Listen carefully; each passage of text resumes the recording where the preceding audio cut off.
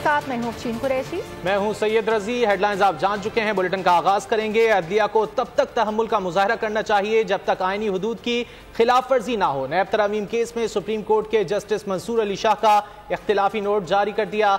अदालत उज़्मा ने नैब तरामीम के खिलाफ 2-1 की अक्सरियत से फैसला सुनाया। जस्टिस मंसूर ने 27 सफ़हात पर मुश्तमिल इख्तिलाफी नोट जारी किया। कहा, कानून साजों का मफाद सामने रखकर कानून साजी जांचना पार्लियामेंट और जमहूरियत को नीचा दिखाने के मुतरादिफ है। इस्लामाबाद हाई कोर्ट ने ऑडियो लीक्स केस में वफाकी हुकूमत को 1 माह का वक्त दे दिया। केस की समाअत 1 माह के लिए मुलतवी। तफसीलात जान लेते हैं, बोल न्यूज़ के नुमाइंदे एहतशाम कियानी से भी तफसीलात जानने की कोशिश करेंगे हम। इस्लामाबाद हाई कोर्ट ने ऑडियो लीक्स केस में वफाकी हुकूमत को 1 माह का वक्त दे दिया है। केस की समाअत 1 माह के लिए मुलतवी कर दी गई है। इस्लामाबाद हाई कोर्ट ने ऑडियो लीक्स केस में वफाकी हुकूमत को 1 माह का वक्त दे दिया है। केस की समाअत 1 माह के लिए मुलतवी कर दी गई है। ऑडियो लीक्स केस के हवाले से आपको अपडेट कर रहे हैं। इस्लामाबाद हाई कोर्ट ने ऑडियो लीक्स केस में वफाकी हुकूमत को 1 माह का वक्त दे दिया है। केस की समाअत 1 माह तक के लिए मुलतवी कर दी गई है। वफाकी हुकूमत से जवाब तलब किया गया है।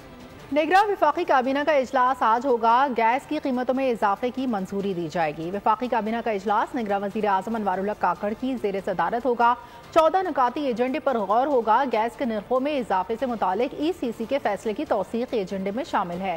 वफाकी काबीना मुल्की मजमूई मुआशी अमन व अमान और सियासी सूरत हाल का जायजा लेगी। हज पॉलिसी 2024 काबीना इजलास में मंजूरी के लिए पेश की जाएगी। वफाकी काबीना का इजलास निगरान वज़ीर आज़म अनवारुल्लाह काकड़ की ज़ेर सदारत होगा। 14 नुकाती एजेंडे पर गौर होगा। गैस के नरखों में इजाफे से मुतालिक ECC के फैसले की तौसीक़ एजेंडे में शामिल है। वफाकी काबीना मुल्की मजमूई मुआशी अमन व अमान और सियासी सूरत हाल का जायजा लेगी। इसी पर बात करने के लिए हमने राब्ता किया है बोल न्यूज़ के नुमाइंदे फ़हद चौधरी से। जी फ़हद चौधरी, बताइएगा। जी देखिए, निगरान वज़ीर आज़म अनवारुल्लाह काकड़ की ज़ेर सदारत वफाकी काबीना का अहम इजलास शुरू हो गया है।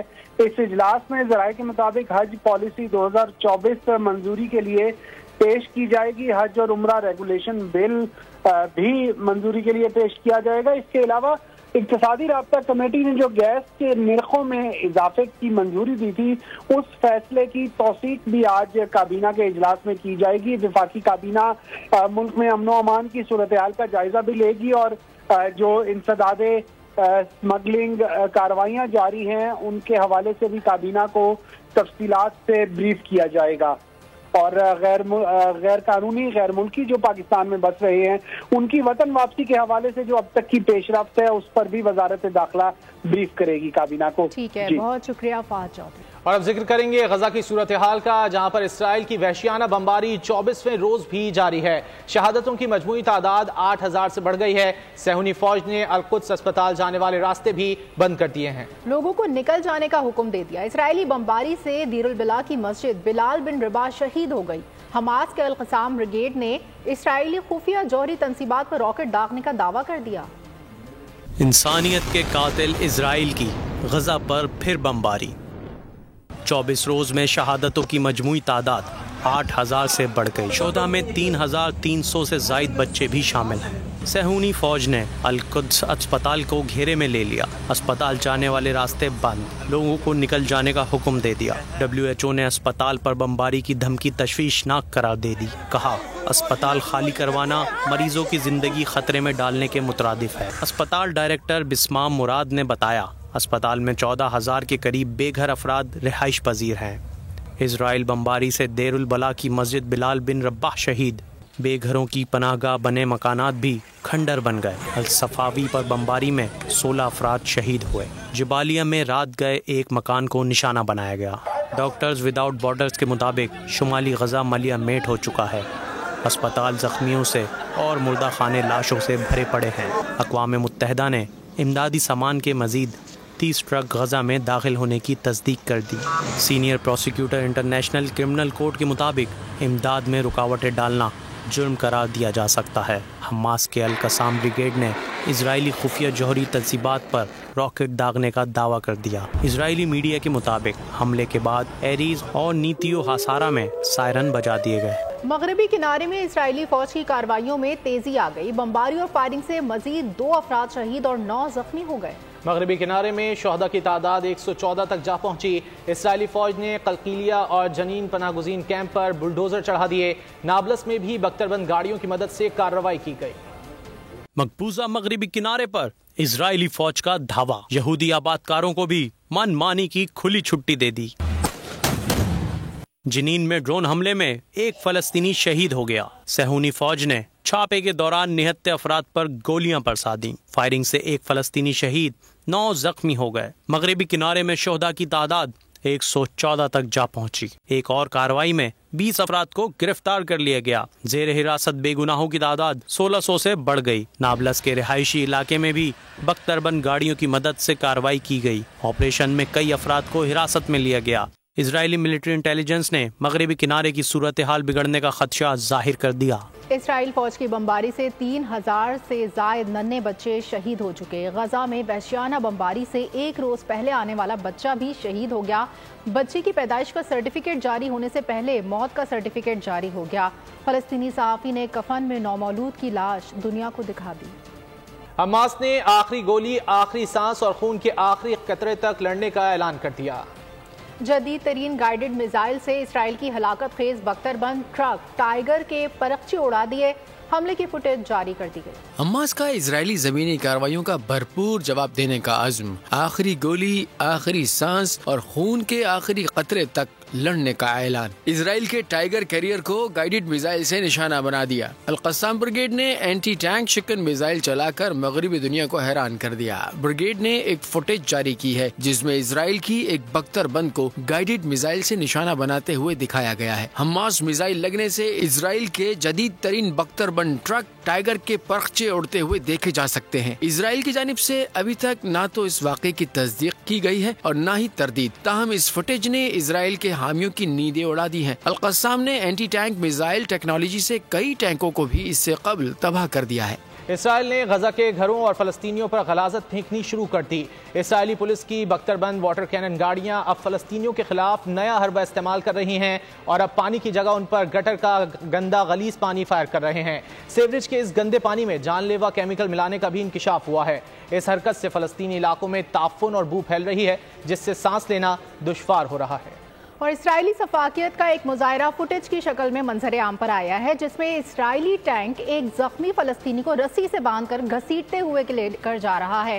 فلسطینی کو 2 گھنٹوں تک گھسیٹا گیا، وہ زخموں کی تاب نہ لاتے ہوئے شہید ہو گیا۔ جس طرح بھارت نے مقبوضہ کشمیر میں ایک زندہ نہتے کشمیری کو جیپ کے آگے باندھ کر انسانیت کی تذلیل کی، ویسے ہی اسرائیلی فوج نے فلسطینی شہید کی لاش کی بھی بے حرمتی کی ہے۔ آج اسرائیل، اس سے پہلے ہندوستان، دونوں ملکوں کی ناپاک فوجیں جنگی جرائم میں ملوث، دیگر اقوام کو جانور سمجھتی ہیں۔ اسرائیل نے زخمی فلسطینی کو اتنا گھسیٹا کہ وہ زخموں کی تاب نہ لاتے ہوئے شہید ہو گیا۔ آج سے 6 سال قبل ایسی ہی سفاکیت کا مظاہرہ ہندوستانی فوج نے 26 سالہ کشمیری فاروق ڈار کے ساتھ غیر انسانی سلوک روا رکھتے ہوئے کیا۔ ہندوستانی فوج کے اہلکار فاروق ڈار کو 6 گھنٹوں تک جیپ پر انسانی ڈھال بنائے وادی کی گلیوں میں گھومتے رہے۔ بھارت نے جنیوا کنونشن کی خلاف ورزی کی اور نہتے انسان کو ڈھال بنا کر جنگی جرم کا ارتکاب کیا۔ Jammu and Kashmir human rights commission کے حکم پر یہ مذموم حرکت کرنے والا میجر گوگوئی کو 10 لاکھ روپے متاثرہ کشمیری کو ادا کرنے کا حکم دیا گیا،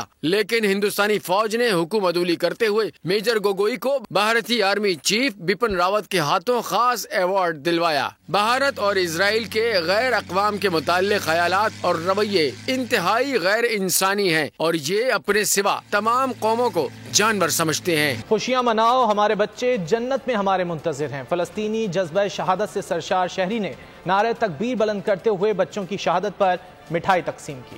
غزہ میں فلسطینیوں پر ہونے والے انسانیت سوز مظالم نے عالمی ضمیر کو جھنجھوڑ کر رکھ دیا۔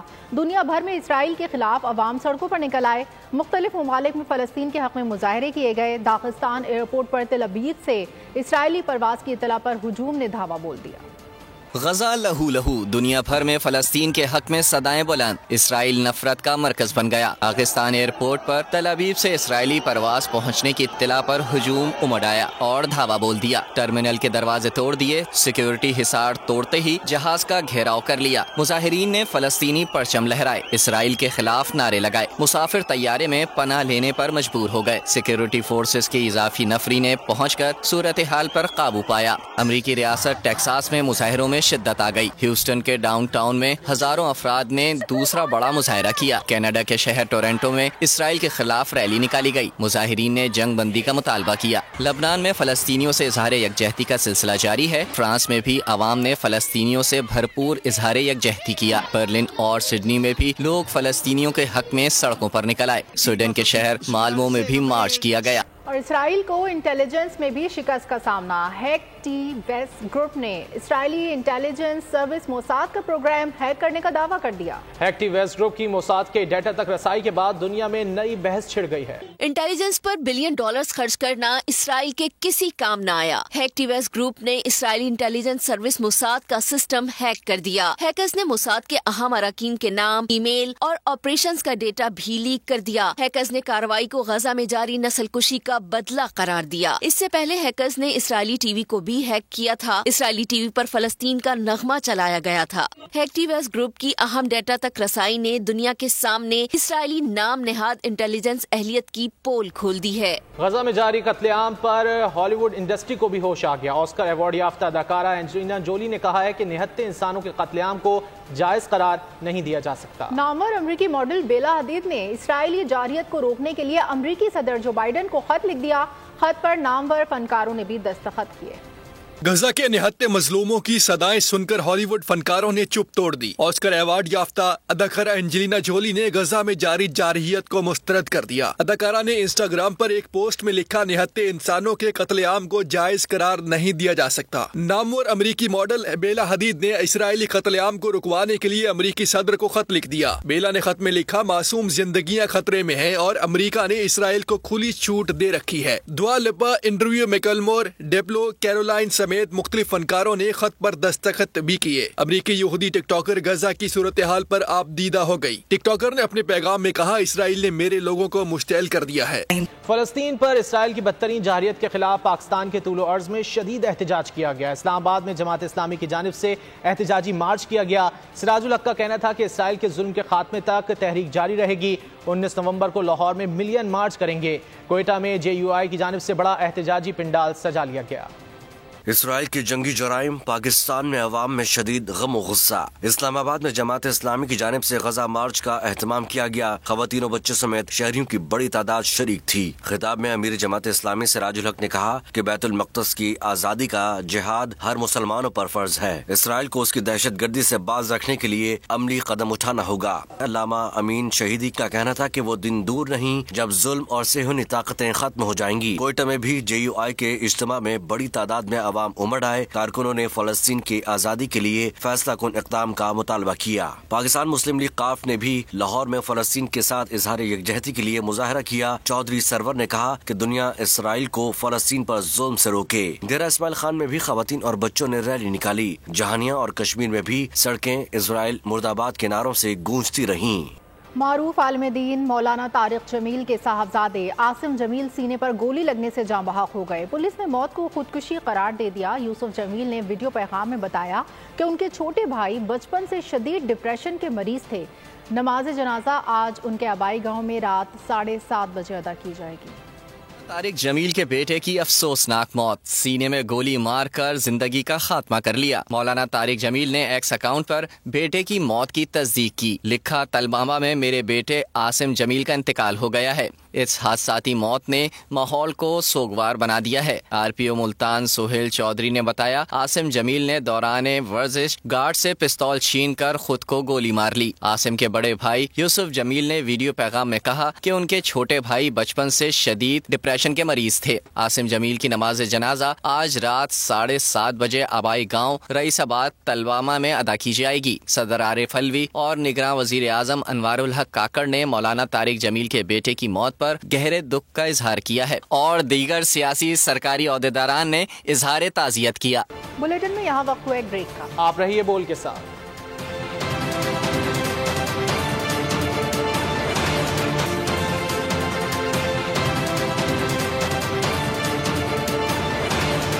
न्यूज़ स्टूडियो से एक बार फिर खुशामदीद। खबरों के सिलसिले को आगे बढ़ाएंगे और यहाँ आपको बताएंगे कि मुल्क को दहशतगर्दी से पाक करने का मिशन। बलूचिस्तान के जिला आबरान में सर्च ऑपरेशन। फोर्सेस और दहशतगर्दों के दरमियान फायरिंग के तबादले में 2 दहशतगर्द मारे गए, 2 जख्मी हो गए। बहादुरी से लड़ते हुए पाक फौज के 2 जवानों ने जामे शहादत नोश किया। शोहदा में नायब सूबेदार आसिफ इरफान और सिपाही इरफान अली शामिल हैं। ISPR का कहना है कि फोर्सेस दहशतगर्दी की लानत के खात्मे के लिए पुरज़्म हैं। बहादुर जवानों की कुर्बानियां अज़्म को मजबूत करती हैं।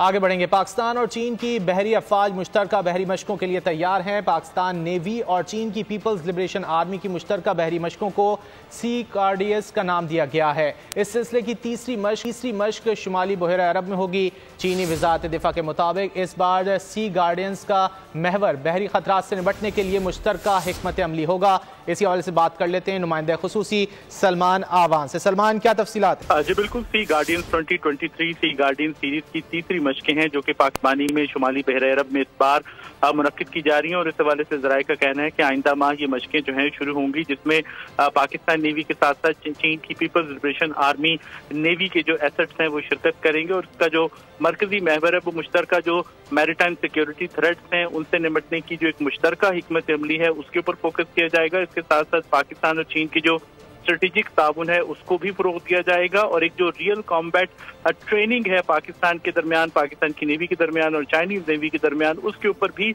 इन मशकों के अंदर फोकस किया जाएगा। और इस हवाले से चीनी जो नेशनल डिफेंस मिनिस्ट्री है उसकी जानिब से इन मशकों की तस्दीक की गई है और ज़राए का कहना है कि इन मशकों में शिरकत के लिए चीन के जो नेवल एसेट्स हैं वो कम व बेश बहरा अरब में पहुंच चुके हैं और पाकिस्तान के साथ ये मशकें जो हैं वो अगले माह में मुनक्किद होंगी। और इसके साथ ही ये भी मैं आपको बताऊं कि अभी पिछले माह ही पाकिस्तान और चीन की फिजाई फौज ने भी शाहीन 10 मशकें मुनक्किद की और पाकिस्तान और चीन की नेवीज जो है वो मशकें करने जा रही हैं, जो कि इस बात को जाहिर करता है कि पाकिस्तान और चीन की जो ऑल वेदर फ्रेंडशिप है वो एक स्ट्रेटेजिक ताउन के अंदर ढल चुकी है और जो असरे हाजिर की तकाजे हैं, चैलेंजेस हैं, उनसे निपटने के लिए मुकम्मल तौर पर पाकिस्तान और चीन तैयार हैं। जी सलमान आवान, बहुत शुक्रिया इन तफसीलात के लिए।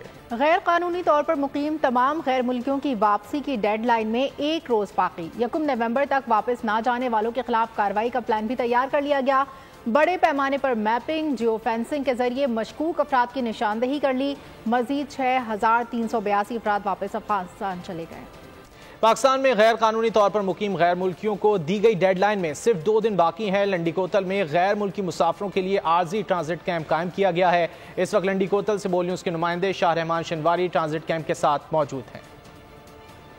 बिल्कुल, पाकिस्तान में मुकीम गैर कानूनी तौर पर गैर मुल्कियों के लिए दिए गए डेडलाइन में सिर्फ 2 दिन बाकी है।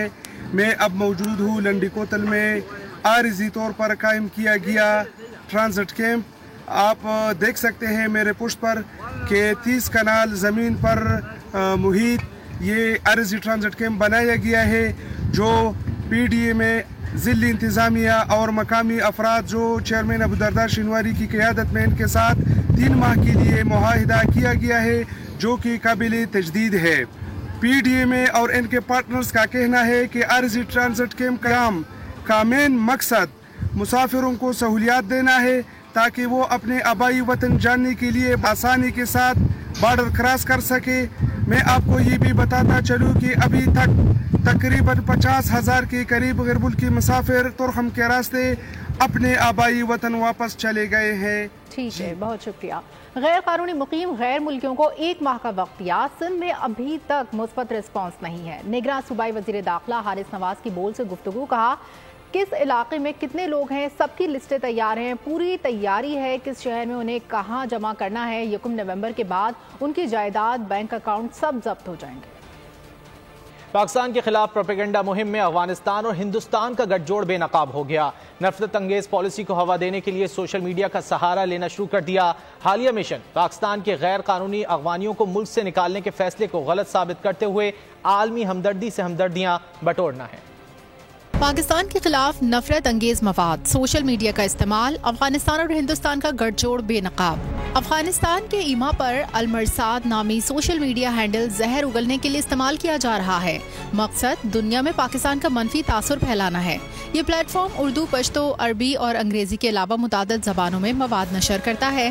بھارتی خفیہ ایجنسی را مالی تعاون فراہم کرتی ہے اور افغانستان پروپیگنڈا کرنے کے لیے منفی مواد تخلیق کرتا ہے۔ اس کے حالیہ مشن پاکستان کے غیر قانونی افغانیوں کو ملک سے نکالنے کے فیصلے کو غلط ثابت کرتے ہوئے عالمی برادری سے ہمدردیاں بٹورنا ہے۔ کینیڈا میں بھارت سے آزادی کے حق میں ریفرینڈم میں 65,000 سے زائد سکھوں نے شرکت کی۔ انڈیپینڈنٹ پنجاب ریفرینڈم کمیشن کا کہنا ہے کہ ریفرینڈم مقتول سکھ رہنما ہردیپ سنگھ نجر کے نام سے منسوب کیا گیا تھا۔